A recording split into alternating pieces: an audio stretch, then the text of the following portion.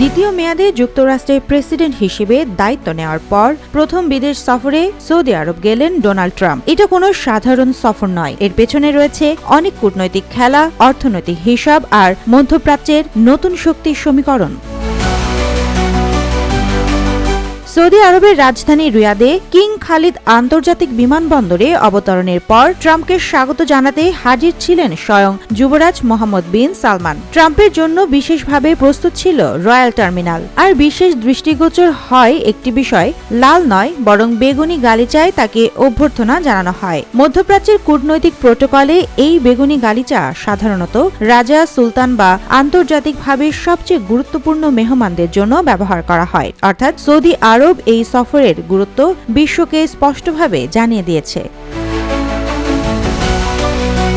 বিশেষজ্ঞরা বলছেন এই সফরের লক্ষ্য একটাই, যুক্তরাষ্ট্র সৌদি সম্পর্ককে নতুন উচ্চতায় নিয়ে যাওয়া, অর্থাৎ সামরিক চুক্তি, অস্ত্র বিক্রি, প্রযুক্তি হস্তান্তর এবং বিপুল বিনিয়োগ। বিশেষ করে ইরানকে ঘিরে উত্তেজনা, গাজা যুদ্ধের জটিলতা, এসবের মাঝেও সৌদি চাচ্ছে যুক্তরাষ্ট্রের সঙ্গে একটি শক্তিশালী নিরাপত্তা সম্পর্ক। এর মধ্যে আছে বেসামরিক পারমাণবিক কর্মসূচিতে মার্কিন সহায়তা চাওয়া। যদিও ইউরেনিয়াম সমৃদ্ধকরণ নিয়ে আমেরিকা ও ইসরায়েল এখনও বেশ সতর্ক।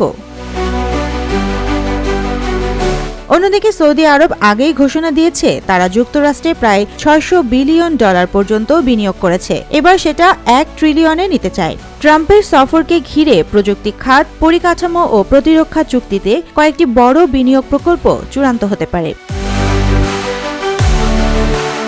আরেকটি বিষয় স্পষ্ট, সৌদি আরব বাইডেনের চেয়ে ট্রাম্পকে বেশি পছন্দ করে, কারণ ট্রাম্প প্রশাসন মানবাধিকার ইস্যুতে সৌদি আরবকে খুব একটা চাপে ফেলেনি, বরং ট্রাম্প বারবার সৌদিদের সঙ্গে বন্ধুত্বপূর্ণ সম্পর্ক রাখার পক্ষেই ছিলেন।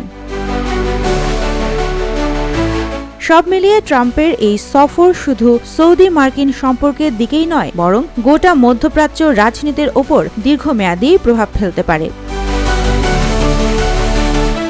সুবর্ণা মেহজাবিন, দেশকাল নিউজ।